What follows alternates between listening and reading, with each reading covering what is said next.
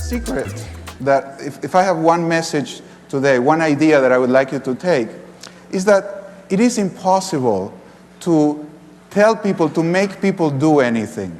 So if you're a leader and you would like to maximize the performance of the human beings that work in your organization, you have to do something that's kind of a paradox. First, you have to absolutely take responsibility to face whatever challenge comes. So whatever environment you're in, you cannot complain. There are no excuses. Whatever comes, you take, and that's what you respond to. But second, and this is the most difficult and unfair part, you cannot do the same with your people. You cannot tell your people, well, I'm sorry, I'm part of your environment, I'm going to be a jerk, and you have to take responsibility and respond to my incompetence.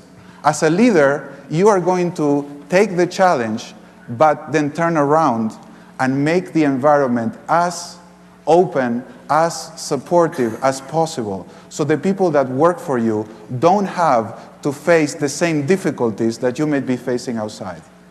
And that is difficult because we all have a sense of fairness. We have a sense that, oh, wait a minute, why should I be the one that faces the external world and takes all the hits, and then my people don't have to do it? Well, if you sign up to be a leader, I'm afraid that that's the way it goes. That does not release them from the responsibility of taking care of themselves. But as a leader, you don't count on it. So this is the idea that as a leader, if you want to create an environment of high performance, there are no excuses.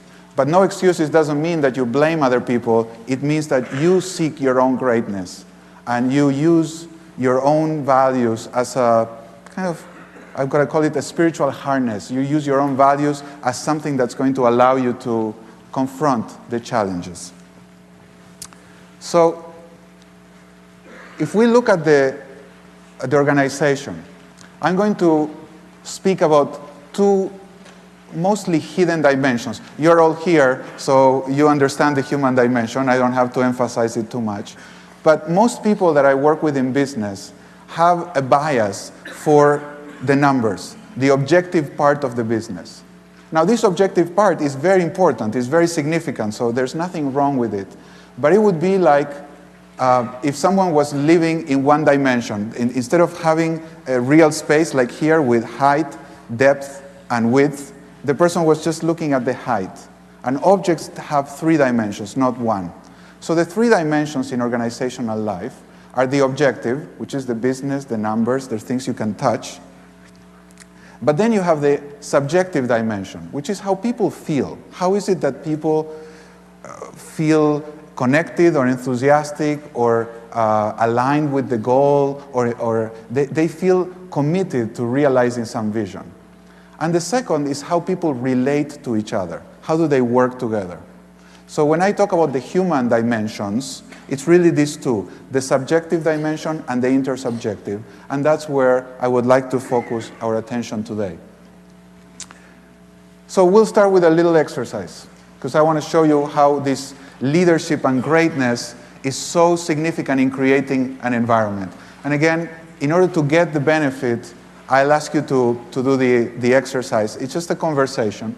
So I'll ask you to recall an experience. Think about a time in your life when you accomplished something really important to yourself. When you learn about yourself, you learn about some important quality where you really felt your greatness. It doesn't have to be big, but it's a challenge that you confronted. I don't know, for example, I can think of a time in my life when I climbed a mountain. It's called Aconcagua in Argentina. And it's a pretty high mountain. And it took a lot of training, a lot of preparation, a lot of commitment and effort. And well, I remember when I got to the top, I burst out crying, and it was one of the most moving events in my life. At that moment, I remember the words of a famous climber who said, you know, people don't die climbing up the mountains. Most deaths occur climbing down the mountain.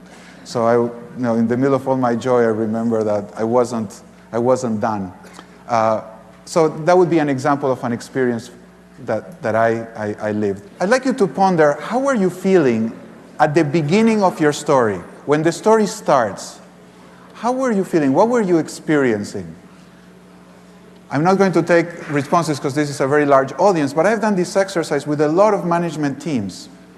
And what people normally report, check if this is congruent with your experience, what people normally report is that they felt things like fear, anxiety, the sense of uncertainty, challenge, pain, shock, disgust, tiredness, overwhelm.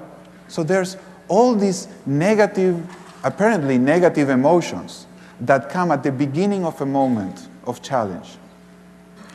And there's this strange